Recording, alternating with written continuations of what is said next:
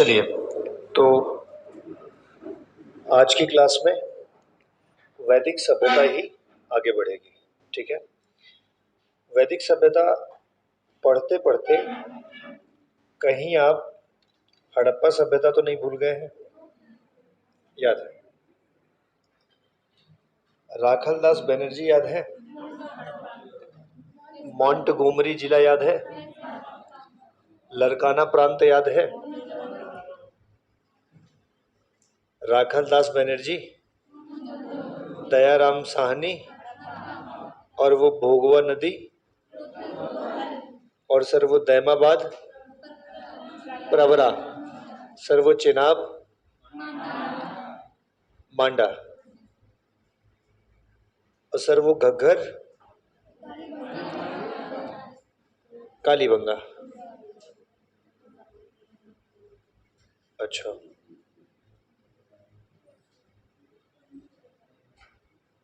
ठीक है। अगर हम पूछें विशाल स्नानागार, विशाल अन्नागार, मात्र देवी की मूर्ति, हड़प्पा, नर्तकी की मूर्ति, दाढ़ी वाला साधु, मोहनजोदड़ो, और सर ये सीसा कंघा,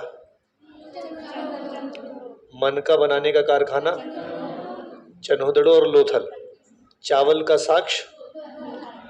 अच्छा, रोपड़ पंजाब में है क्या? रोपड़ पंजाब में है। भोगवा नदी के तट पर कौन है? लोथल है। गुजरात में है क्या? अच्छा, आलमगीरपुर कहाँ है? हिंडन। मांडा कहाँ है? सर वो सुतका गंडोर कहाँ है? और सर सुरकोटड़ा कहाँ है? घोड़ा विवादित है क्या? घोड़े का अस्थि पंजर मिला है क्या? कहाँ मिला है? सुरकोटड़ा में। अच्छा, इनके समय में जो मुहर मिली है पशुपतिनाथ की, वो लोथल से मिली है क्या? कहाँ से? मोहनजोदड़ो से। कितने जानवर हैं? 6। और कितने प्रकार के हैं? 5। शेर कहीं है? बाघ है, गैंडा है, भैंस है, भैंसा है ना? चल, ठीक। कृषि करते थे क्या ये? जीविका कृषि थी। हाँ, मोर भी है क्या पशुपति मुद्रा में? पशुपति भगवान शिव से रिलेटेड है क्या धार्मिक रूप से? मात्र पूजा होती थी क्या इनके समय में? मात्र देवी है। प्रकृति पूजक थे क्या? क्या धर्म प्रत्यक्ष था या अप्रत्यक्ष? मंदिर मिले हैं? एक आकृति मिली है मंदिर जैसा होने की। क्या सती प्रथा का कहीं से साक्ष्य मिला है क्या? लोथल और कालीबंगा, मतलब युगमज समाधियां। और सर ये कितने प्रकार से सवादाह करते थे? 3 ना, आंशिक, पूर्ण ना, और प्रतीकात्मक। डन। चलो फिर बहादुर हो, फिर रिवीजन करेंगे। वैदिक सभ्यता का 5 मिनट में रिवीजन करते हैं। मैंने कहा कि कोई लोग या कुछ लोग अनेक विवादों के बीच में ज्यादा स्वीकृत जो मध्य एशिया है, मैक्स मूलर के अनुसार, वहां से लोग आए और कबीलाओं में बसे। कबीलाओं में जब बसे, उनकी संख्या ज्यादा हो गई तो कबीलाओं के आपस में युद्ध स्टार्ट हो गए। पशु ज्यादा महत्वपूर्ण है, कृषि कम महत्वपूर्ण है। तो जैसे कृषि ज्यादा महत्वपूर्ण हड़प्पा सभ्यता में थी और पशुपालन गौड़ होता था, वैसे ही जब वैदिक सभ्यता आ गई तो पशुपालन प्रमुख हो गया और कृषि गौड़ हो गई। गौड़ मतलब द्वितीयक। कृषि गौड़ हो गई और पशुपालन प्राथमिक हो गया। गाय सबसे पवित्र पशु माना जाता था क्योंकि कई एक जगह पर गायों के लिए युद्ध प्राप्त हो, मतलब युद्ध करने के साक्ष्य मिले हैं।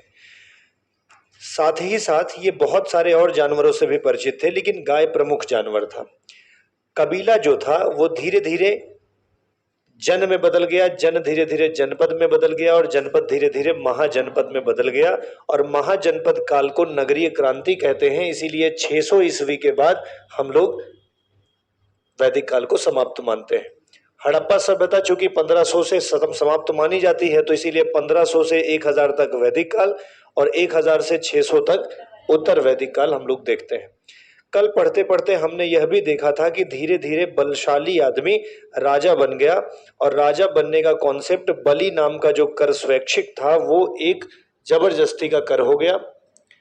हमारा समाज जो कि धर्म आधार वो कर्म आधारित व्यवस्थित था, वो एक जाति आधारित समाज में बदल गया, और जाति आधारित समाज में बदलने के कारण हमारे धर्म में धीरे धीरे आडंबर बहुत सारे आ गए, और आडंबर होने के कारण भारत के लोग सनातन धर्म से भागने लगे, और फिर बहुत सारे आवश्यकता आविष्कार की जननी होती है। अगर हमारे धर्म में कुरीतियां ना आई होती तो कई नई धर्मों का स्थान भी न बनता, लेकिन जब हमारे धर्म में कुरीतियां आई तो समस्या से समाधान की ओर भागते हैं लोग, और समाधान के रूप में 78 नए धर्मों का उदय 6वीं शताब्दी में हुआ, और उन्हीं धर्मों में जैन, बौद्ध, पारसी, इस्लाम ना ऐसे ही बहुत सारे 78 लगभग धर्म हुए थे।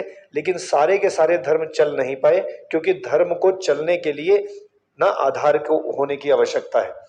जैसे मान लीजिए कुछ लोगों ने चरवाक, अब मान लीजिए चरवाक के लोग कहते हैं भाई जब तक जियो शान से जियो ना, कर्जा ले लो घी पियो, ताकतवर रहोगे जब तक जियोगे ठीक ठाक रहेगा मामला। लेकिन अब देखो भाई, ये ऐसे लोग हैं, इस धर्म को स्वीकार करने वाले ज्यादा लोग नहीं मिले तो धीरे धीरे धर्म समाप्त हो गया। जिस धर्म को राजाओं ने संभाल लिया तो राजाओं के फॉलोअर्स ज्यादा थे, इस वजह से वो धर्म बहुत दिनों तक चला। जैसे कि बौद्ध और जैन को देखा जाए, पारसी देखा जाए, आज इस्लाम को देख लीजिए, तो जब जिसके समर्थक बढ़ते चले जाएंगे वो धर्म बहुत दिनों तक चलेगा, और जब जिसके समर्थक नहीं बढ़ेंगे धीरे धीरे वो धर्म क्या हो जाएगा, समाप्त हो जाएगा। ऐसा होता है, ठीक है। तो सर चलिए अब हम व्यवस्थित क्रम पे चर्चा आज से शुरू करते हैं। पिछली सारी रिवीजन डन है, जो हमने बताया था वो चीजें आपको स्पष्ट होंगी। अब अगर हमने कहा आर्यों का मूल निवास, तो कल हमारी आपकी चर्चा हो चुकी थी कि मैक्स मूलर द्वारा प्रतिपादित मध्य एशिया जो है वो सबसे ज्यादा प्रमाणित है। ऐसा माना जाता है कि वहां पे जो शरीर के अवशेष मिले हैं आज के मानव के शरीर के अवशेष से मिलते जुलते हैं, इसीलिए हम कह सकते हैं कि ज्यादा सिमिलरिटी रही होगी।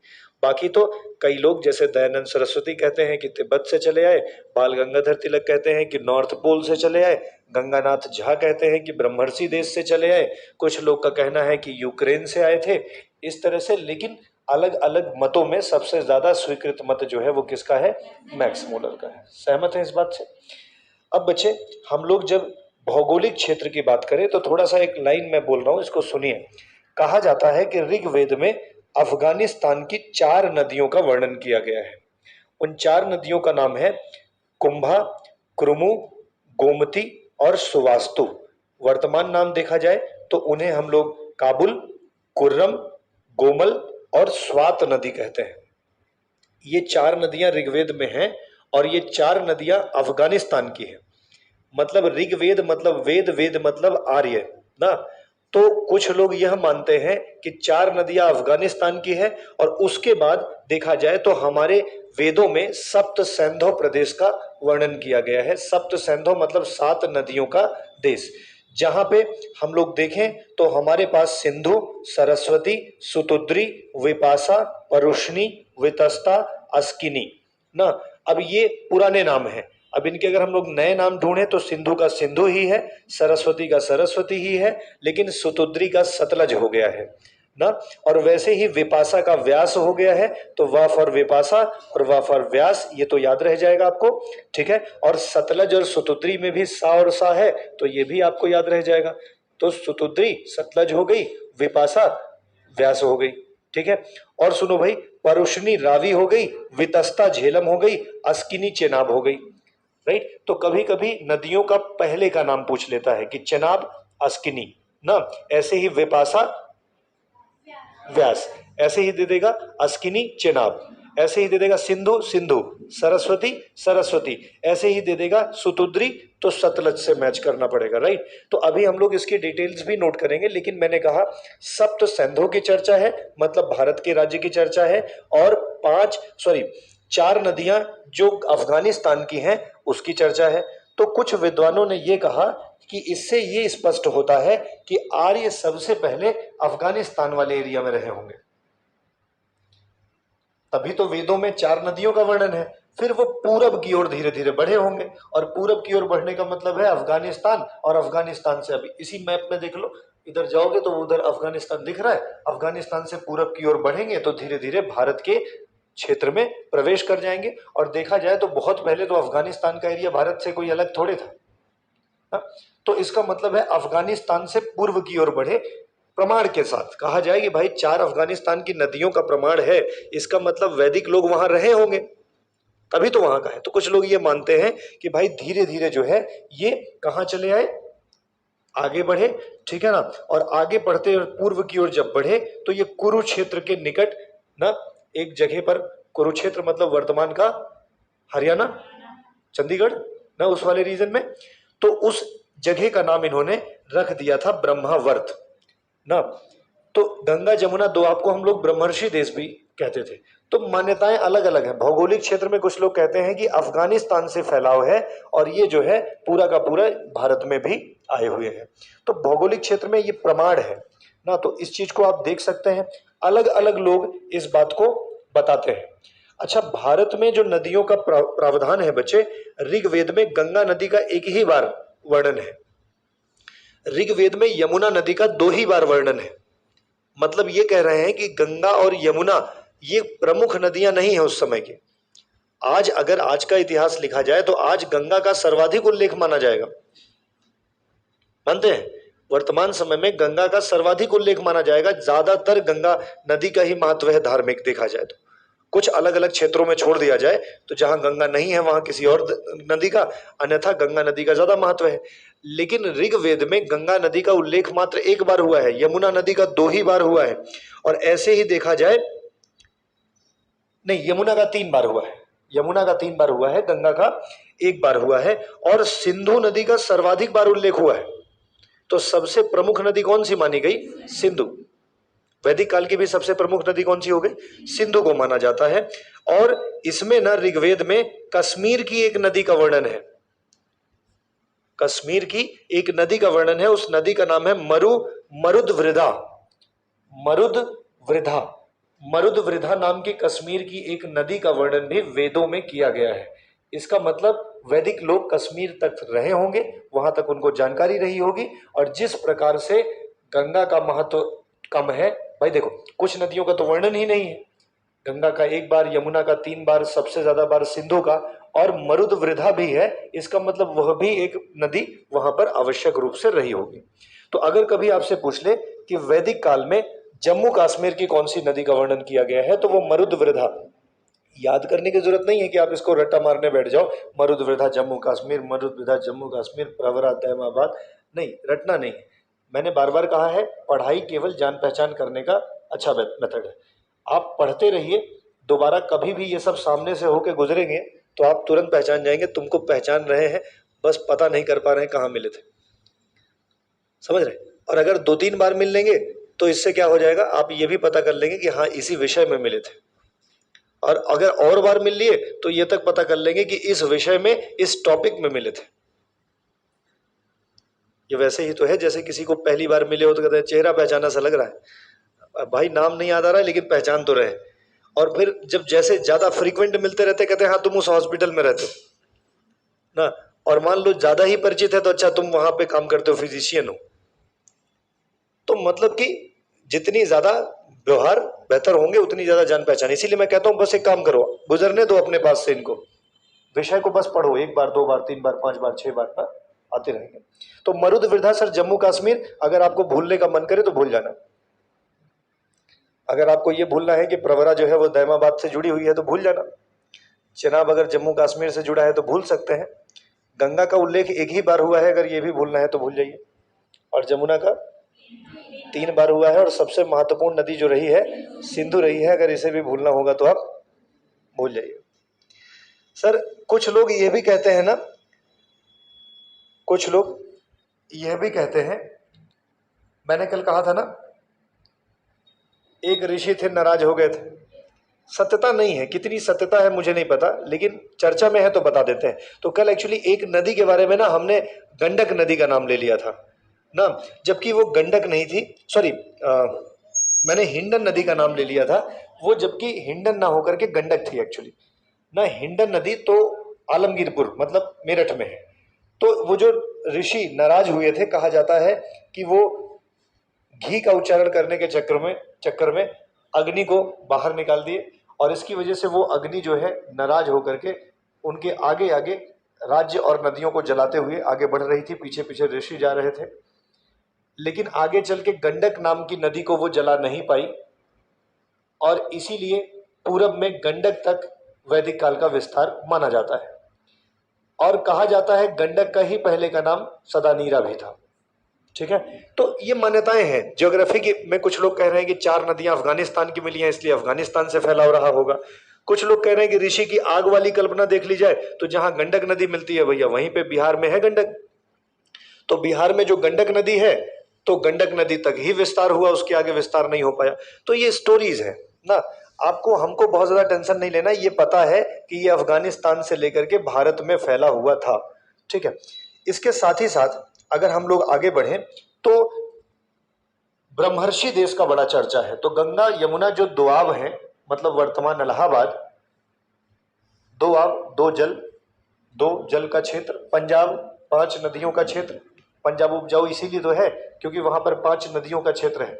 नदियों की अपनी विशेषता होती है, नदियां अपने साथ बहुत दूर से सिल्ट लेके आती हैं और वो सिल्ट का डिपोजिशन कर देती हैं। जब आप ज्योग्राफी पढ़ते हैं तो आप बांगर, खादर, भाभर ना ऐसे करके बहुत सारे बातें पढ़ते हैं। बांगर सबसे पहले आ जाता है पत्थरों वाला, जहां विलुप्त हो जाती हैं, फिर खादर और भाभर ऐसे करके जगह होती है। खादर ये सब उपजाऊ क्षेत्र है, तो नदियों द्वारा लाए गए ना सिल्ट से ये बनता है। तो पंजाब में 5 नदियां हैं, इसीलिए जो है पंजाब सबसे उपजाऊ क्षेत्र माना जाता है। 5 नदियों का प्रदेश भी उसे कहते हैं। पंज मतलब 5, आब मतलब जल, तो 2 आब मतलब 2 नदियों का क्षेत्र। गंगा यमुना दोआब को ही ब्रह्मर्षि देश के रूप में स्वीकार किया जाता था पहले। ठीक है, अगर बच्चे हम थोड़ा और आगे बढ़े तो वैदिक नदियों में कुल 31 नदियों का उल्लेख है, जिनमें से ना 25 नदियां तो केवल ऋग्वेद में ही है। कुल नदियां कितनी? 31, और ऋग्वेद में सर्वाधिक नदियां किसमें हैं? ऋग्वेद में पाई गई हैं 25, और कुल नदियां कितनी हैं? 31 नदियों का उल्लेख हुआ है। और इनमें से अगर देखा जाए तो सबसे महत्वपूर्ण नदी जो है वो सिंधु है, क्योंकि सिंधु का सर्वाधिक बार चर्चा है।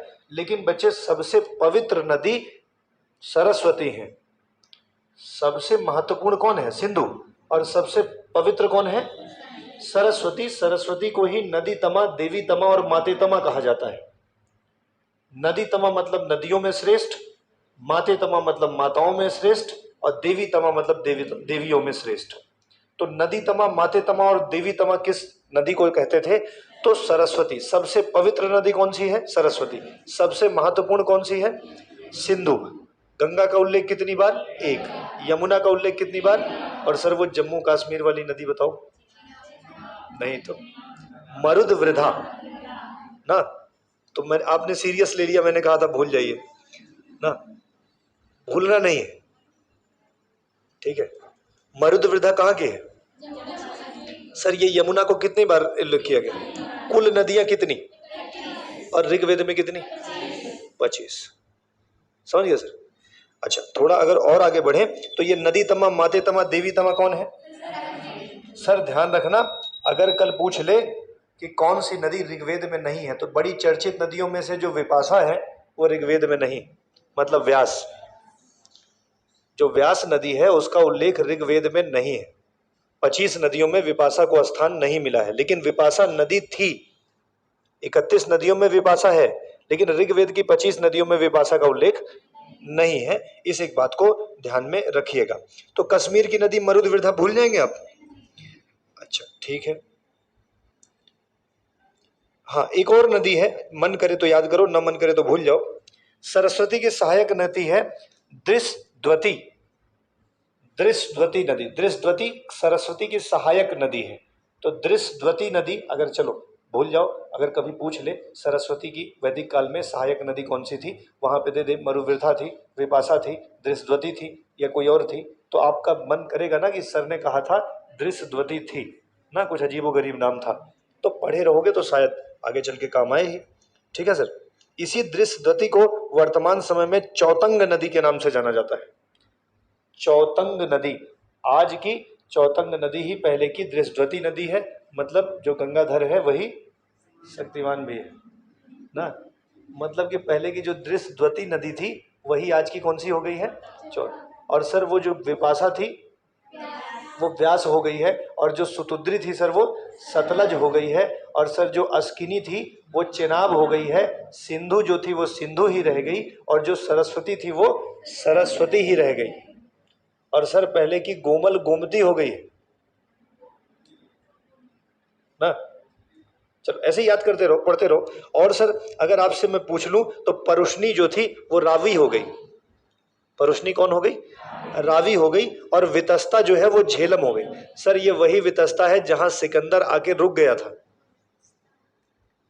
झेलम के आगे नहीं बढ़ पाया था ना, जहां पे राजा पोरस से लड़ाई हुई थी, और सिकंदर बहुत प्रयास करने के बाद भी उसको वापस ही जाना पड़ा। 323 में आक्रमण हुआ था ना भारत में, और जब वो नाराज होकर वापस गया तो झेलम नदी के ही बगल बगल से होकर के गया था, और अपने दार्शनिक नियारकस को जहाज के बेड़े पे बिठा दिया था कि तुम चलो, और रास्ते में ही जाकर के बेबीलोन नामक स्थान पे उसकी मृत्यु हो गई थी।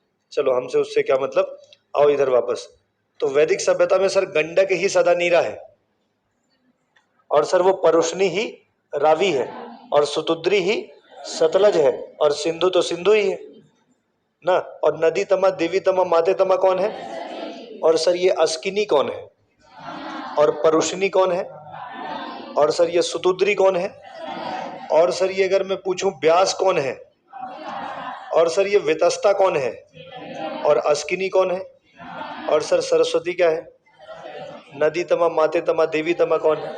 सबसे महत्वपूर्ण नदी कौन सी है, सबसे पवित्र नदी कौन सी है। और सर विपाशा को किस नाम से जानते हैं, और सुतुद्री को किस नाम से जानते हैं, अस्किनी को किस नाम से जानते हैं, वितस्ता को किस नाम से जानते हैं, परुष्णी को किस नाम से जानते हैं। यही सातों नदियों के प्रदेश को सप्त सिंधु प्रदेश कहा जाता है। कहीं अगर आसपास से गुजरेगा, परुष्णी को रावी नहीं बता दोगे, अस्किनी को चेनाब नहीं बता दोगे, विपाशा को व्यास नहीं बता दोगे, सुतुद्री को सतलज नहीं बता दोगे, बता दोगे, और वितस्ता को झेलम। चलो बहुत बढ़िया। और ये ब्रह्मर्षि देश पूछ लेगा सर तो गंगा यमुना दोआब, डन ना।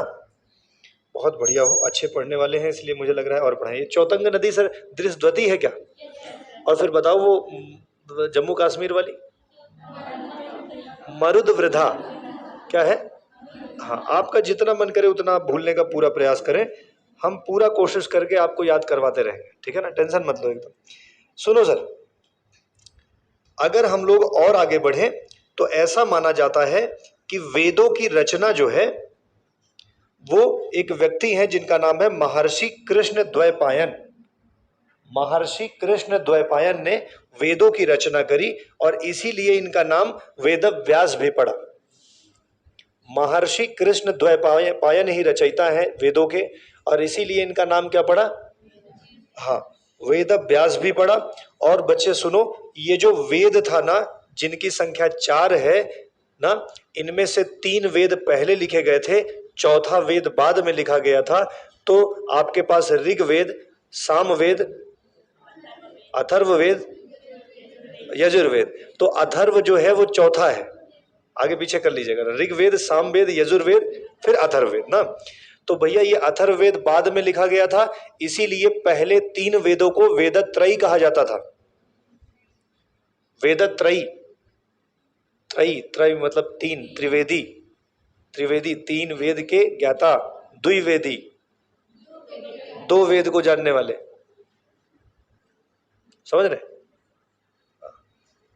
तो सर इन्हें ही श्रुति भी कहा जाता था। श्रुति मतलब सुन करके याद किया गया।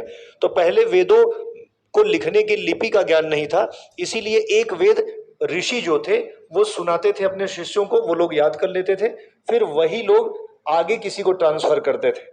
तो ये सुन करके याद की जाने वाले साहित्य थे, इसीलिए इनको श्रुति या अनुश्रुति के नाम से भी जानते हैं।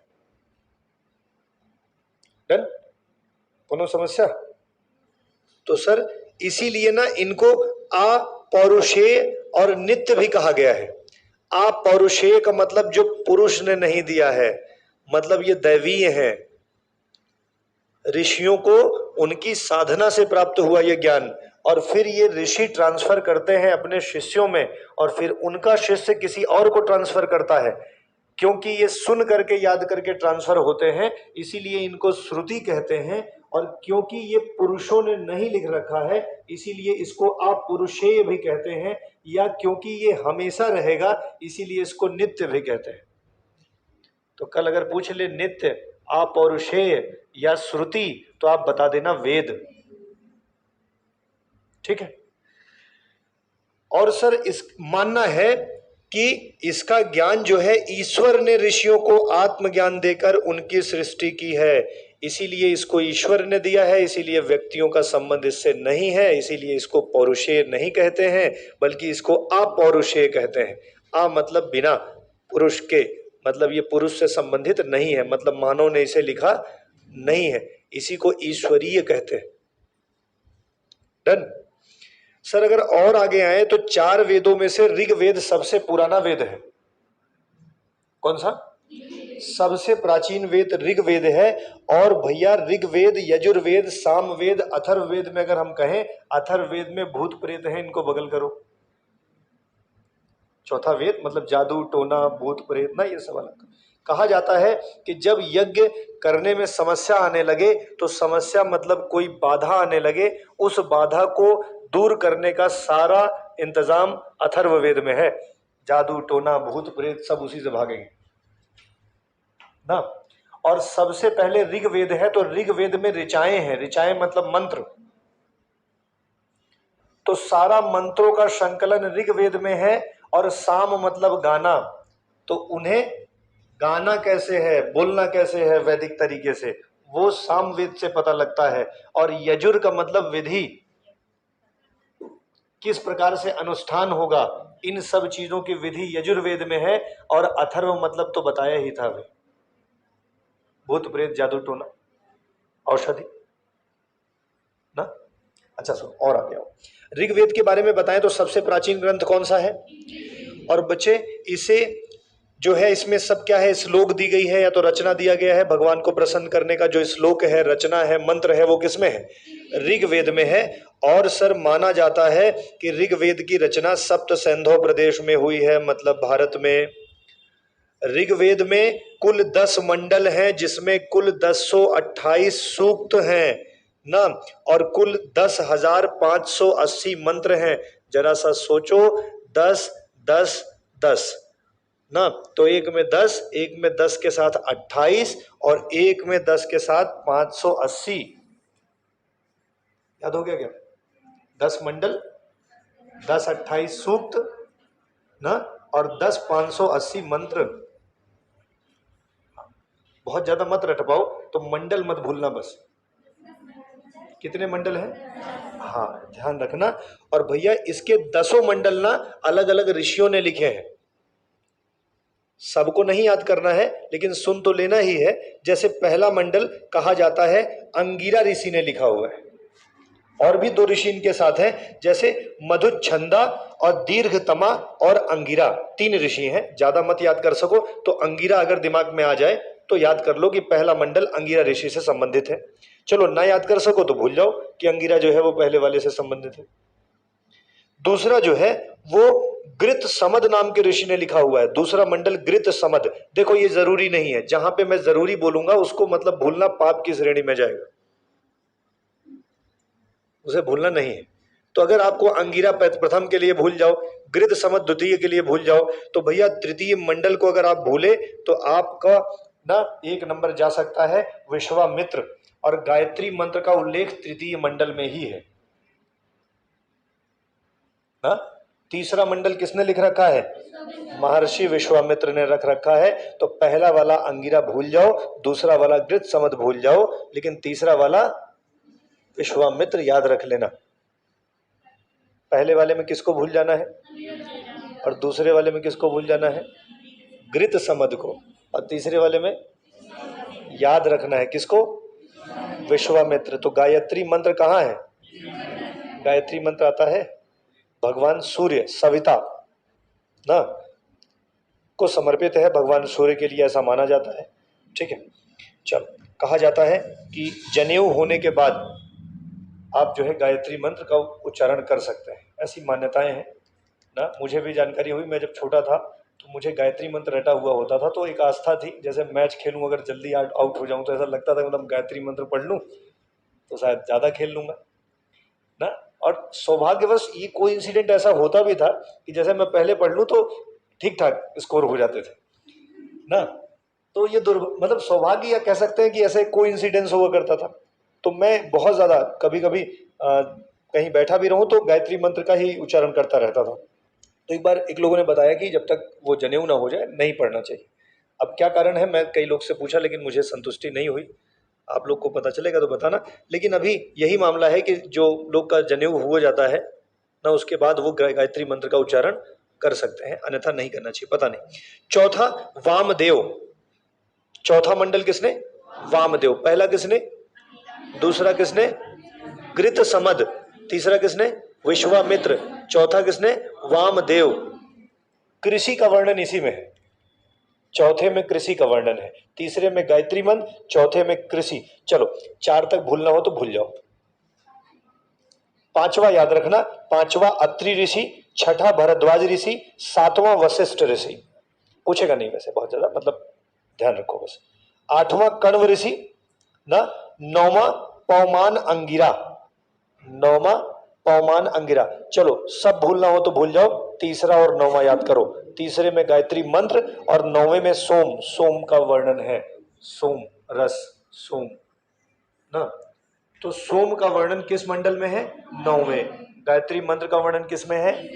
तीसरे। और अंगिरा पहले से संबंधित है, घृत समद दूसरे से संबंधित है, विश्वामित्र तीसरे से संबंधित है, और वामदेव चौथे से संबंधित है, और सर अत्रि ऋषि जो है वो 5वें से संबंधित है, और भरद्वाज ऋषि जो है वो 6वें से संबंधित है। चलो मेरे साथ बोलो। पहला अंगिरा, दूसरा घृत समद, तीसरा विश्वामित्र, चौथा वामदेव, 5वां अत्रि, 6वां भरद्वाज, और 7वां वशिष्ठ, 7वां वशिष्ठ, और सर 8वां कण्व ना याद हो तो छोड़ो। चलो 5-6 तो याद ही हो गए ना हम लोग को। 9वां मत भूलो, 9वां अंगिरा और सोम, सोम का वर्णन। गायत्री मंत्र कहाँ है? कुल मंडल कितने हैं? सबसे पुराना वेद कौन सा है? कितने मंडल हैं? कितने सूक्त हैं? 10-28। कितने मंत्र हैं? अरे ना याद हो तो 10-58 तो याद ही कर लोगे ना। 10-58 में 0 लगा देना। याद हो गया? ठीक, बहुत बढ़िया लोग। तो सर 10वां मंडल जो है महाशुक्ति छोड़ देते हैं, बहुत ज्यादा इसकी टेंशन क्यों लेना। ठीक है। तो कुछ लोग का ये मानना है ना कि वेद और जो ईरान का ग्रंथ अवेस्ता है ना, जिंद अवेस्ता, वो साथ में लिखा गया, समकालीन है। कुछ लोग की यह भी मान्यता है कि वेद और अवेस्ता समकालीन है ना। तो इसीलिए वेद और अवेस्ता को समकालीन कह के कुछ लोग कहते हैं कि जब लिखा गया होगा उसके 1000-1500 साल पहले से लोग याद करते रहे होंगे ना। तो कुछ लोग आकलन लगाने के लिए कहते हैं कि जिंद अवेस्ता जब लिखा गया है उसी के 1500 वर्ष पहले से वेद रहा होगा। 1500 वर्ष पहले बिना लिखे रहा होगा और उसके बाद अवेस्ता के साथ लिख दिया गया होगा। तो अगर कोई पूछ ले कि कौन सा ग्रंथ ऋग्वेद या यजुर्वेद या सामवेद या वेद के समकालीन माना जाता है तो वो कौन सा है? अवेस्ता कहाँ का है? ईरान, जिंद अवेस्ता। इन्हीं समस्या। ठीक। और सर वो बताओ पहला वाला मंडल किससे संबंधित है, और दूसरा वाला, और तीसरा वाला, चौथा वाला, 5वां वाला अत्रि, 6वां भरद्वाज, 7वां वशिष्ठ, 8वां, बहुत बढ़िया, 9वां अंगिरा। 10 महासूक्त है, छोड़ देते हैं, एक आध को छोड़ देना चाहिए। तो सर अगर मैं भरद्वाज का नाम ले लूं तो कौन से मंडल पे चले जाओ? 6वें। और मैं वशिष्ठ नाम ले लूं तो, और सर मैं विश्वामित्र नाम ले लूं तो, और सर मैं अंगिरा ले लूं तो, पहला या तो 9वां। अगर मैं सोम कह दूं तो, और अगर मैं गायत्री मंत्र कह दूं तो, और अगर मैं अंगिरा कह दूं तो, अगर मैं सोम कह दूं तो, अगर मैं वशिष्ठ कह दूं तो। अरे वशिष्ठ थोड़ा सा खष्ट जैसा नहीं लगता? वशिष्ठ 6वें जैसा लगता है लेकिन है नहीं, 7वें में ना। और वामदेव चौथे में है क्या? और विश्वामित्र तीसरे में है क्या? गृत समत दूसरे में है क्या? पांचवें में भरद्वाज है क्या? अत्रि हैं। छठवें में भरद्वाज, सातवें में वशिष्ठ, आठवें में कण्व, नौवें में अंगिरा। बात खत्म। चलो बहादुर। महासूक्ति करके है ना, 10वां अगर भूल भी जाओ तो 9 याद रहेगा तो 10वां तो लगा ही लोगे। अगर वहां नाम दे देगा तो 9 अगर याद है तो 10वां लगा लेंगे। ज्यादा मेहनत क्यों करना, ठीक है, एनर्जी बचा के रखो। तो सर गंडक ही सदा नीरा है क्या? और रावी ही परुषणी है क्या? और वितस्ता ही झेलम है क्या? और सर सबसे पवित्र नदी सिंधु है क्या? सरस्वती है। और सबसे महत्वपूर्ण गंगा है क्या? गंगा कितनी बार उल्लेख की गई? कुल नदियां कितनी? क्या विपाशा का ऋग्वेद में वर्णन है? नहीं। ऋग्वेद में कितनी नदियां? 25। सबसे महत्वपूर्ण नदी, सबसे पवित्र नदी, गंगा का उल्लेख, झेलम का उल्लेख कहीं हुआ हो, जमुना का उल्लेख 3 बार। नर्स कोई दिक्कत, कोई समस्या? ऋग्वेद सबसे पुराना है क्या? क्या सर ये 1028 सूक्त वाला है क्या? क्या इसमें 10,600 मंत्र हैं क्या? 580 मंत्र हैं। तुम्हें सही भले न याद हो, लेकिन कोई गलत बताएगा तो कह दोगे ये गलत है। ये कह दोगे हमको सही समझ में नहीं आ रहा लेकिन गलत है ये ना, जरूर कह दोगे। ठीक है, 10, 10, 28, 10, 58। ठीक है, बहुत बढ़िया। तो सर अगर हम और आगे चलें तो जो ऋग्वेद में दूसरे से लेकर 7वां मंडल है ना, ये सबसे प्राचीन मंडल माना जाता है। दूसरे से 7वां मंडल सबसे प्राचीन माने जाते हैं। पहला, 8वां, 9वां और 10वां जो है परवर्ती काल का है, मतलब बाद में लिखे गए हैं। तो पूछ ले ऋग्वेद में सबसे पुराने मंडल कौन से हैं, तो 2 से 7 तक, 2 से 7 तक पुराने हैं। 1, 8, 9, 10 बाद में लिखे गए। ठीक है सर। और एक बात ध्यान रखना, जो पुरोहित ऋग्वेद के मंत्रों के उच्चारण से या ऋग्वेद को याद कर लेता था, ऋग्वेद का उच्चारण करता था, उस आदमी को होता कहते थे। होता, हा में हो की मात्रा ता, होता। क्या कहते थे? तो ऋग्वेद के जानने वालों को क्या कहेंगे? हाँ बिल्कुल। ऐसे ही जो,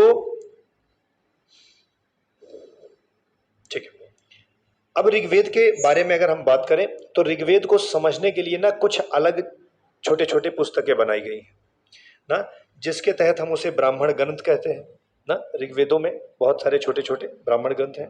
ब्राह्मण ग्रंथ में स्पेशली आरण्यक और उपनिषद है। बहुत डिटेल में जाना नहीं है, आपको परीक्षा ही पास करनी है, ठीक है।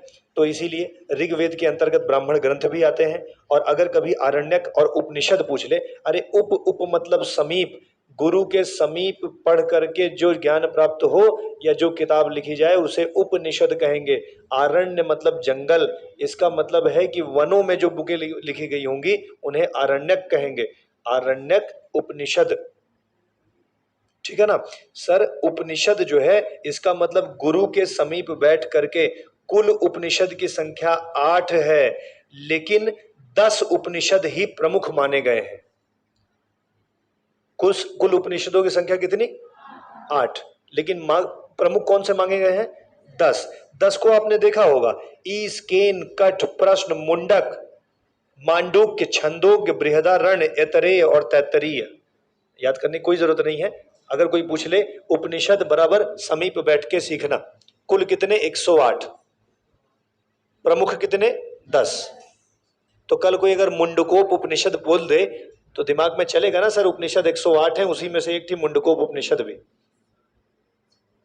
याद आया? चलो चलो, बहुत बढ़िया हो आप लोग। तो इसका मतलब है सर कि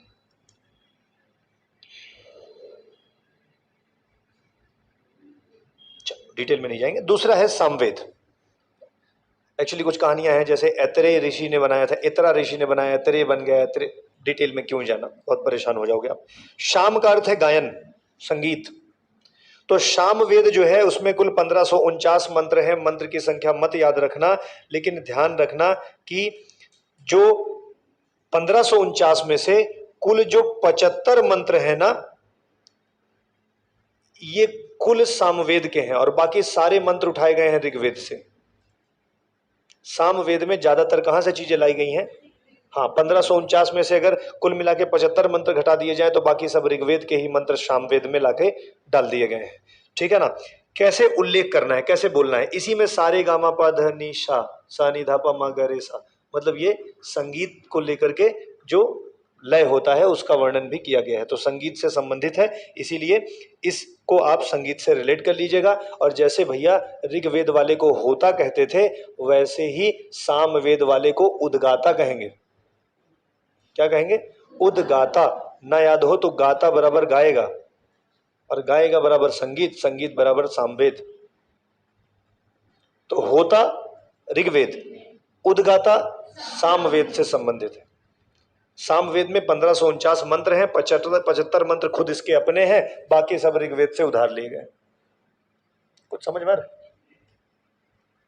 जीवन कुछ हरा भरा लग रहा है? मतलब ये जो इतिहास है, ऋग्वेद है, ये मतलब कुछ लग रहा है कि मतलब ठीक ठाक है। कोई द्वैपायन की बात कर ले, कोई उसकी बात कर ले, वेद अभ्यास की बात कर ले ना, कोई ऋग्वेद की बात कर ले, कोई 1028 सूक्त की बात कर ले, कोई 1058 जीरो मंत्र की बात कर ले, कोई होता की बात कर ले, कोई उद्गाता की बात कर ले, कोई 2 से 7 मंडल की बात कर ले, कोई 1, 8, 9, 10 मंडल की बात कर ले, कोई 3 वेद और वेदत्रयी की बात कर ले, कोई भूत प्रेत जादू टोना की बात कर ले, कोई संगीत की बात कर ले, कोई श्लोक की बात कर ले, कोई अनुष्ठान की विधि की बात कर ले। क्या सब जान परिचय सा लग रहा है?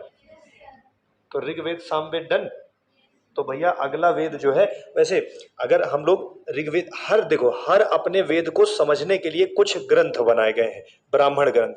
तो उन ब्राह्मण ग्रंथ में जैसे कुछ होते हैं, हम बोलते हैं कि ऐतरेय, कौशितकी, ये ब्राह्मण है। तो ब्राह्मणों ने अपने अनुसार अच्छा उसको समझने के लिए कुछ टीका लिखा हुआ है। तो हम लोग जैसे ऋग्वेद को समझना चाहें तो हमें 2 ऋषियों को पढ़ना पड़ेगा, ऐतरेय ऋषि को और कौशितकी ऋषि को। तो ये ऋग्वेद के ब्राह्मण ग्रंथ भी लिखते हैं। सामवेद के ब्राह्मण ग्रंथ भी देखिए, कर्मकांड जो जैमिनी ब्राह्मण है ना, उनके बारे में, जैमिनी का संबंध देखो सामवेद से है, ऐतरेय कौशितकी का संबंध जो है ऋग्वेद से है ना। तो इसी प्रकार अलग अलग ब्राह्मण जो है वो इसको पढ़ते और उसको लिखते थे, समझ रहे? और कुछ ब्राह्मण ग्रंथ भी ऐसे हैं जिनका संबंध ऋग्वेद से है, कुछ ब्राह्मण ग्रंथ ऐसे हैं जिनका संबंध सामवेद से है। But it is not important to have a lot of knowledge for SSC और वनडे एग्जामिनेशन ना। जरूरी नहीं है कि आपको सब रटना है। जितना ऊपर मैं समझा रहा हूँ, जितना बता रहा हूँ, उतना आपका मोर देन एनफ है। आप जाके प्रश्नों को देखेंगे तो देखेंगे आपको ज्यादातर चीजें आ रही हैं, प्रश्न के साथ साथ कुछ इतिहास भूगोल भी समझ में आ रहा होगा। सामवेद के बाद हम लोग जब आरण्यक उपनिषद की बात करते हैं तो भूल जाइए इसको, यजुर्वेद में आ जाइए। यजुर्वेद कर्मकांडीय वेद है, इसमें अनुष्ठान की विधियां हैं। और सबसे जरूरी बात जिसे आपको भूल जाना है वो ये है कि यजुर्वेद एक ऐसा वेद है जो गद्य और पद्य दोनों में लिखा गया है।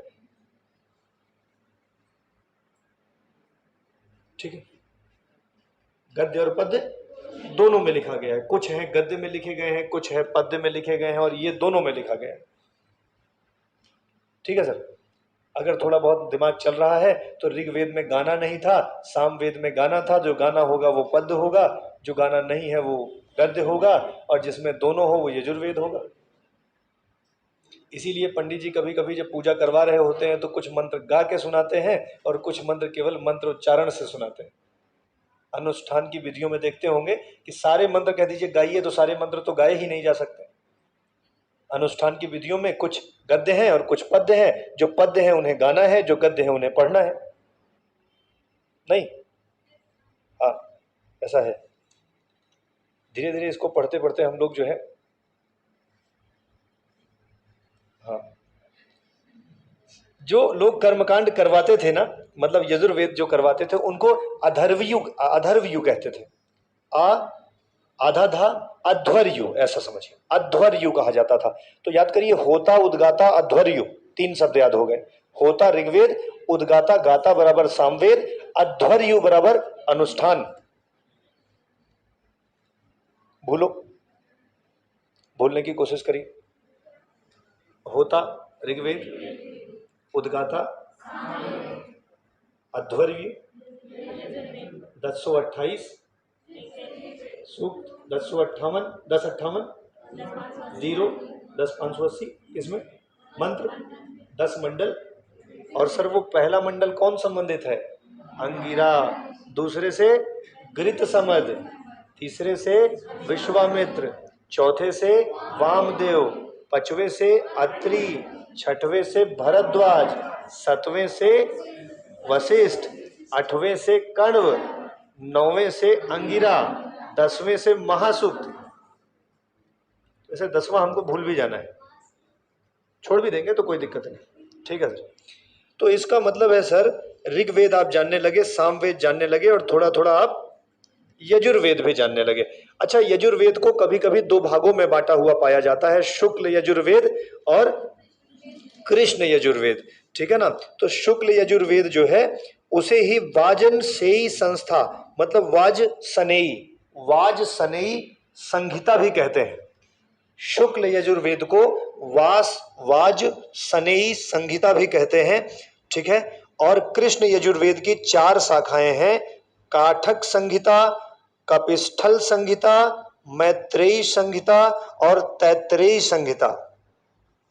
याद करने की बहुत जरूरत नहीं है।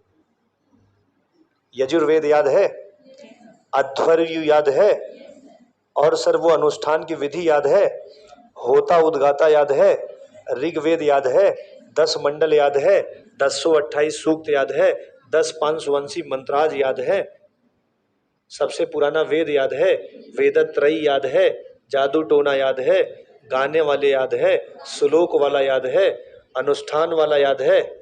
इतने से आपका पेपर निकल जाएगा ना। और जैसे मैं कह रहा था, अगर आपका विचार बदल रहा हो, आप उद्गाता बनना चाह रहे हो, आप होता बनना चाह रहे हो, आप अध्वर्यु बनना चाहते हो, तो फिर ज्यादा पढ़ने की जरूरत है। फिर तो आपको शुक्ल यजुर्वेद, कृष्ण यजुर्वेद, चारों शाखाएं पहली सब पढ़ना पड़ेगा। लेकिन अभी वहां तक क्यों ही जाना, इसमें भी कुछ ब्राह्मण ग्रंथ हैं। तो यजुर्वेद में ब्राह्मण ग्रंथ जैसे कि गार्गी और याज्ञवल्क्य का संवाद, कक्षा 12 अगर आप पास हैं सच में पढ़ के, तो उसमें गार्गी और याज्ञवल्क्य का संवाद मिला रहा होगा ना। तो गार्गी याज्ञवल्क्य का जो संवाद है ना, ये एक ब्राह्मण है ना, जो शतपथ ब्राह्मण करके एक ग्रंथ है, उसी शतपथ ब्राह्मण ग्रंथ में गार्गी याज्ञवल्क्य का संवाद दिया गया है। तो ये प्रश्न बन सकता है कि गार्गी याज्ञवल्क्य का संवाद किस वेद से संबंधित है, तो यजुर्वेद से। अगर पूछे कि किस ब्राह्मण ग्रंथ से संबंधित है, तो शतपथ ब्राह्मण ग्रंथ से ये संबंधित है। सर अगर हम अथर्ववेद में आए, तो अथर्व, एक और बात ध्यान रखना भाई, इंपॉर्टेंट है, भूल जाना पाप की श्रेणी में जाएगा। शतपथ ब्राह्मण में गार्गी और याज्ञवल्क्य का उल्लेख है। ऐसे ही बच्चे एक उपनिषद है जिसका नाम है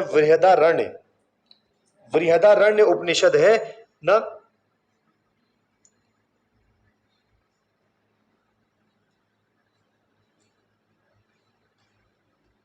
नहीं, एक करेक्शन करो, गलत इंटरप्रेट हो गया। शतपथ ब्राह्मण जो है वो याज्ञवल्क्य के द्वारा लिखी गई है। शतपथ ब्राह्मण जो ग्रंथ है वो याज्ञवल्क्य के द्वारा लिखी गई है। और जो एक उपनिषद है जिसका नाम है बृहदारण्य उपनिषद, बृहदारण्य उपनिषद में गार्गी याज्ञवल्क्य का संवाद दिया है। तो शतपथ ब्राह्मण किसने लिखी है? याज्ञवल्क्य ने। और बृहदारण्य जो उपनिषद है उसमें किसके बारे में चर्चा की गई है? गार्गी और याज्ञवल्क्य का प्रसिद्ध संवाद है, ठीक है। और ऐसे ही एक वर्ड है कठोपनिषद। कथो बराबर कथा, याद रख लेना।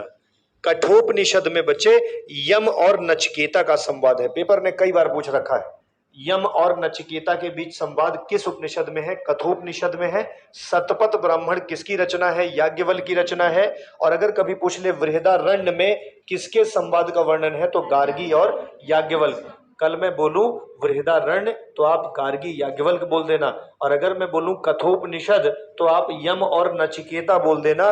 और ऐसे ही बच्चे अगर मैं बोलूं एक उपनिषद है तैत्तरीय उपनिषद में अधिक अन्न उपजाओ करके एक वाक्य लिखा गया है। तैत्तरीय उपनिषद में अधिक अन्न उपजाओ। भैया अगर हम कठोपनिषद कह दें तो यम या नचिकेता चले जाओगे, और अगर मैं आपसे बृहदारण्य बोल दूं तो गार्गी याज्ञवल्क्य चले जाओगे। अगर शतपथ ब्राह्मण बोल दो तो यजुर्वेद जान जाओगे, शतपथ ब्राह्मण बोलूं तो याज्ञवल्क्य रिलेट कर लोगे। चलो आज तक तो मान लो ना रिलेट कर पाते, आज तो पढ़ लिया, थोड़ा बहुत तो दिमाग काम करेगा ही, ठीक है, जाने पहचाने से लोग तो लगेंगे ही। और अथर्व वेद जो है, अथर्व वेद जो है वो अंगिरा ऋषि या अंगिरस ऋषि ने लिखा हुआ है ना, ऐसा माना जाता है, ठीक है। इसका नाम अथर्वगिरस भी है, लेकिन अथर्व वेद कहते हैं, अथर्वगिरस मत याद रखो। अंगिरस एक ऋषि हैं, उन्होंने ही इसका संकलन किया है। और सर ये यज्ञ में जो भी बाधा आती है उसके निवारण का प्रावधान करता है, मतलब कि भूत प्रेत ना जितना भी होता है इन सबको इन्हीं से हटाया जा सकता है, ठीक है।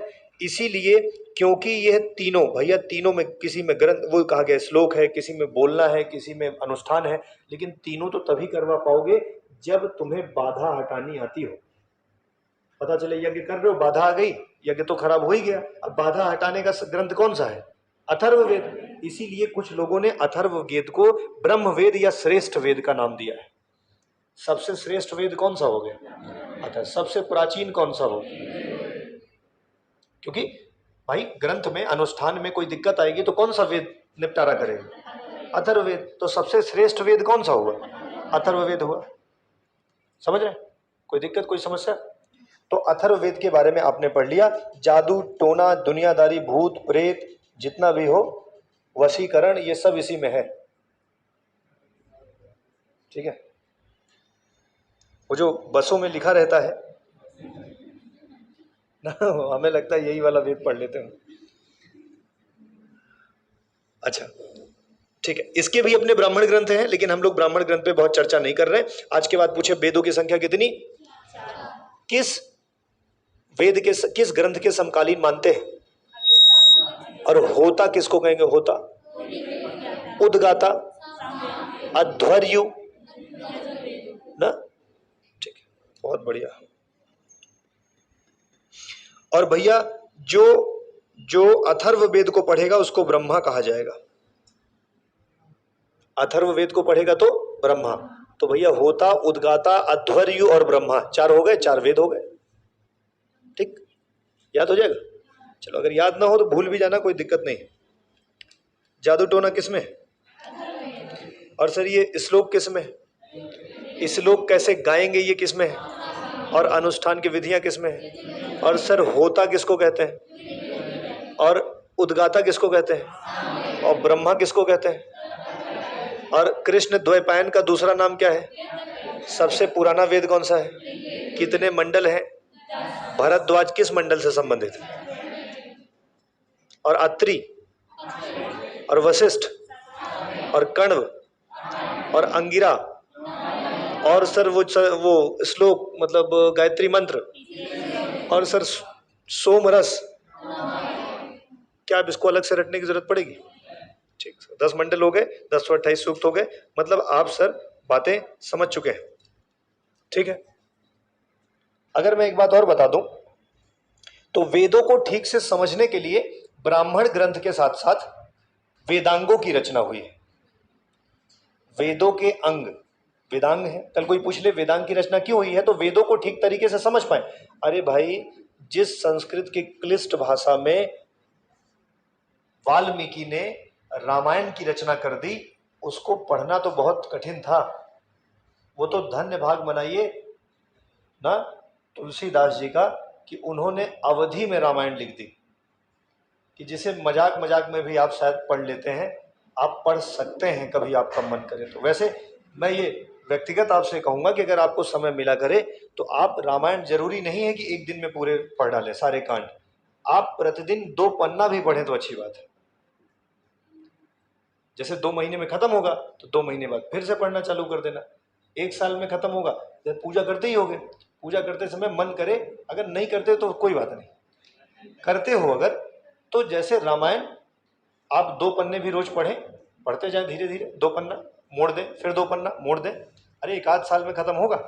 जब खत्म हो एक बार रामायण पूरा। ये आजकल जो लोग रामायण करवाते हैं, ये रामायण से ज्यादा संगीत हो चुका है। मंडली बुला लेते हैं, कहीं कै रुपया लोगे पूरा खत्म करने का ना, ले लेते हैं और करवा देते हैं। ये बताओ, रामायण यदि आप पढ़ते तो शायद कुछ बुद्धि खुलती भी। रामायण तो इसलिए करवाया जाता था कि हम पढ़े ना, भला किसका करना था, मंडली वालों का या अपने घर का? तो कहने वाला भी तो अपने घर का आदमी होना चाहिए था।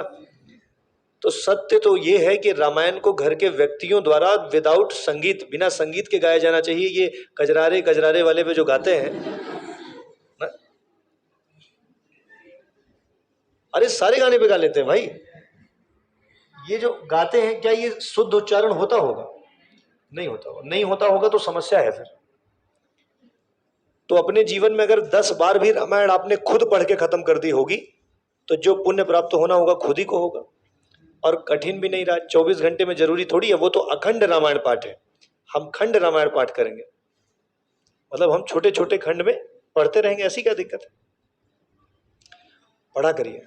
अपने चीजों को जानेंगे ना तो थोड़ा सा गर्व होगा, तभी किसी से बात कर पाएंगे। ज्ञान नहीं है तो चुपचाप मुंह बनाए बैठे रहोगे। कोई बात कर लेगा, अभी ये तक पूछ ले कि क्या सही है क्या गलत है तो नहीं बता पाओ। ठीक है, अच्छा चलो, ये तो थोड़ी सी आपके प्रेरणा के लिए रही। अच्छा, कोई दबाव नहीं है, नहीं सोचो कि मतलब सर ने कहा है पढ़ना ही है ना। पढ़ सकते हो, मतलब मैं कोशिश करता हूँ पढ़ सकता हूँ, आप भी पढ़ सकते हो चाहे तो। आप में से जितने लोगों ने हनुमान वो सुंदरकांड पढ़ा होगा, ज्यादातर लोगों ने सुना होगा। मेरी एक बात मान लीजिए, आपको शायद अच्छा लगे। आप सुंदरकांड को कम से कम 10 से 50 बार सुनिए। एक बार सुनिए, फिर 2 बार, फिर 3 बार, 4 बार, 5। और जब सुन रहे होंगे ना तो हर बार तुम्हें कुछ ना कुछ नया समझ में आएगा। हर बार कोई लाइन सच में समझ में आएगी। अच्छा, अभी तक तो हमें का यही समझत रहे, इसका सही मतलब तो ये है। एक ही पाठ जो आप 20 बार सुन चुके होंगे, 21वीं बार सुनिएगा और मन लगा के, तो तुम्हें कुछ ना कुछ नया सीखने को मिलेगा। मतलब यही तो कह रहे हैं कि कोई किताब एक बार में पढ़ के समझी नहीं जा सकती, नजरिए अलग अलग होते हैं। तो उसी प्रकार से जब आप किसी ग्रंथ को भी पढ़ते हैं तो एक बार में सब समझ में नहीं आता। हम रामायणों पढ़े हैं, हम भगवत गीता पढ़े तो एक ही बार तो पढ़े हो। एक बार में तो तुम्हें इतिहास नहीं समझ में आया, जिसमें तुम्हारे ऊपर प्रेशर था कि परीक्षा में आएगा। तो वो चीज तुम्हें कैसे समझ में आएगी जिस पर प्रेशर ही नहीं? तो आप बस पढ़े हैं ना। तो ऐसे ही विषयों की किताब या जब भी कोई पढ़िए उसे रिपीटेडली पढ़िए, 2 4 5 बार। तो सर, वैदिक काल के बाद वेदों को समझने के लिए वेदांग की रचना की गई ना। और इन वेदांगों की जो है संख्या 6 है, जो अभी आप याद करेंगे। नंबर 1 शिक्षा, नंबर 2 कल्प, नंबर 3 व्याकरण। तीनों को एक साथ पढ़ो, शिक्षा, कल्प, व्याकरण। वेदांगों की संख्या कितनी? 6। पहले 3 कौन से? शिक्षा, कल्प, व्याकरण। बोला करो, ठीक है। और फिर अगला आया निरुक्त, छंद, ज्योतिष। निरुक्त, छंद, ज्योतिष। उल्टा पढ़ो, ज्योतिष, छंद, निरुक्त। फिर पढ़ो, निरुक्त, छंद, ज्योतिष। चलो, शिक्षा, कल्प, व्याकरण। उल्टा पढ़ो, व्याकरण, कल्प, शिक्षा। चलो सीधा पढ़ो, शिक्षा, कल्प, व्याकरण। फिर चलो अगले को पढ़ो, निरुक्त, छंद, ज्योतिष। चलो उल्टा पढ़ो, 6 को उल्टा पढ़ो, ज्योतिष, छंद, निरुक्त, व्याकरण, कल्प, शिक्षा। चलो 1 से 6 तक पूरा पढ़ो, शिक्षा, कल्प, व्याकरण, निरुक्त, छंद, ज्योतिष। नहीं याद हो गया? चलो फिर से पढ़ो एक बार, शिक्षा, कल्प, व्याकरण, निरुक्त, छंद, ज्योतिष। उल्टा पढ़ो, ज्योतिष, छंद, निरुक्त, व्याकरण, कल्प, शिक्षा। हुआ याद? तो वेदांगों की संख्या कितनी? 6। वो याद है क्या आपको? कल कोई पूछ लेगा कि निम्नलिखित में से कौन वेदांगों के भाग नहीं है, 6 में से 7वां कोई दे देगा। और निम्नलिखित में से कौन वेदांग कहे जाते हैं, तो आपको 6 याद है। ढूंढ करके ABC, B, ABC तीनों ऐसे करके लिख देना जहां पे बनेगा, कोई दिक्कत? 10 मंडल याद है? चलो केवल ऋषि के नाम बताओ, अंगिरा, गृत्समद, विश्वामित्र, वामदेव, भारद्वाज, अत्रि, भारद्वाज, वशिष्ठ, कण्व, अंगिरा, महाशुक ना। चलो पहला दूसरा हो गया ना, सारे के। तीसरे को बताओ, विश्वामित्र। 9वें में सोमरस का बात है क्या? बहुत बढ़िया भाई, अच्छे लोग हो आप लोग, ठीक है। महर्षि पाणिनि ने वेदांगों को अपने शरीर के अंग से जोड़ दिया है। ऐसा वो मानते हैं कि व्याकरण मुख्य है निरुक्त कान है, ज्योतिष नेत्र है, शिक्षा नासिका है ना, और कल्प हाथ है, छंद पैर है। रटने की जरूरत नहीं है, लेकिन महर्षि पाणिनि ने ऐसा किया है ना, इतना ध्यान रखना। कोई दिक्कत, कोई समस्या? अभी हम छंद, व्याकरण इनको भी बताएंगे। किसी व्याकरण को पतंजलि ने लिखा हुआ है ना, तो हम एक एक करके इनके बारे में भी चर्चा करेंगे। आज ज्यादा फैक्ट ना हो, इसलिए हमने थोड़ा सा चीजों को कम यहां पे रखा हुआ है। अच्छा, थोड़ा और आगे बढ़ेंगे तो हमारे पास पुराण आ जाएंगे। कौन? पुराण भी तो वैदिक साहित्य है ना। पुराणों की संख्या 18। संकलन करता लोमहर्ष ऋषि, ऋषि लोमहर्ष। जैसे कृष्ण द्वय पायन याद कर लिए, वैसे लोमहर्ष भी याद कर लो। कृष्ण द्वय पायन वेद और लोमहर्ष पुराण, याद हुआ? अच्छा, ये लोमहर्ष अकेले नहीं, क्योंकि पूरे जीवन में 18 पुराण नहीं लिख पाए, तो उनके पुत्र एक थे उग्रश्रवा। तो लोमहर्ष और उग्रश्रवा ने मिलकर के 18 पुराणों की रचना की। एक मत तो यह भी है कि पुराणों की रचना भी वेदव्यास ने की है, लेकिन लोमहर्ष और उग्रश्रवा को ज्यादा प्रमाणित माना जाता है, और वेदों के लिए हम वेदव्यास की बात करते हैं। ठीक है। और सर इसकी संख्या कितनी है? जैसे वायु पुराण, मत्स्य पुराण, विष्णु पुराण, भागवत पुराण, मार्कंडेय पुराण, ये प्रमुख है। अगर 18 की संख्या देखी जाए तो जैसे हम लोग कहते हैं मत्स्य, भागवत, विष्णु, वायु, ब्राह्मण, पद्म, ब्रह्म, शिव, नारदीय, मार्कंडेय, वराह, भविष्य, लिंग, स्कंद, कूर्म, गरुण और ब्रह्मवय, ये आपके 18 पुराण हो गए ना। मतलब ये इंटरेस्ट से याद होता है। जैसे मान लो वो अयुण रिली के योंग यौ झवरट लड़ यमन गणनम जबई गड़दस जब गड़दस खफशर चढ़तो कपय ससर हल, ये इंटरेस्ट से याद होता है। जैसे जिसका इंटरेस्ट जिसमें रहे, जैसे मैं कक्षा 12 में पढ़ता था तो मुझे ये लाइनें, दोहा याद करना बहुत बढ़िया लगता था। तो मुझे कभी अपना वो गद्य नहीं याद हुआ, ड्रामा नहीं याद हुआ, लेकिन मुझे वो सब याद है। करके प्रतिज्ञा अब चला हूँ आज लड़ने के लिए, अपने पिता के बैरियों पर टूट पड़ने के लिए, ये उसमें जो ड्रामा में बीच बीच में कोटेशन थे वो सब मुझे अच्छे लगते थे, तो मैं याद कर लेता था उसे। जैसे संस्कृत में आप लोग पढ़ते हो तो लट, लिट, लोट, लंग, विधिलिंग, मैंने इसे 12 में पढ़ा था, उसके बाद संस्कृत कभी पढ़ी नहीं।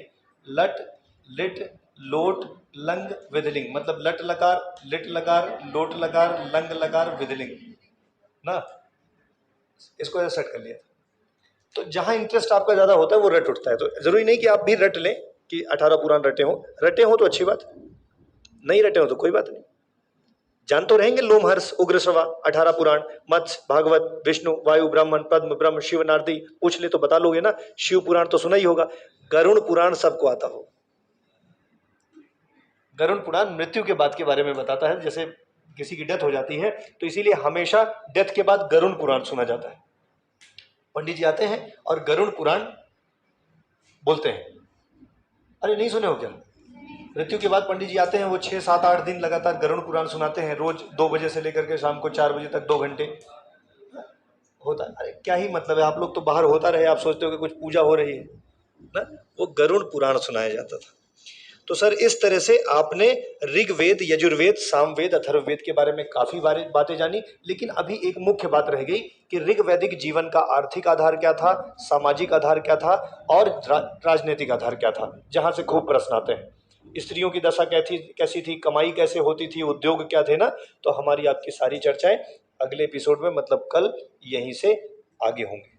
ठीक है, धन्यवाद। मुझे लगता है आपको चीजें समझ में आई होंगी। ठीक है, और कल इसी के आगे बात होगी। Thank you very much.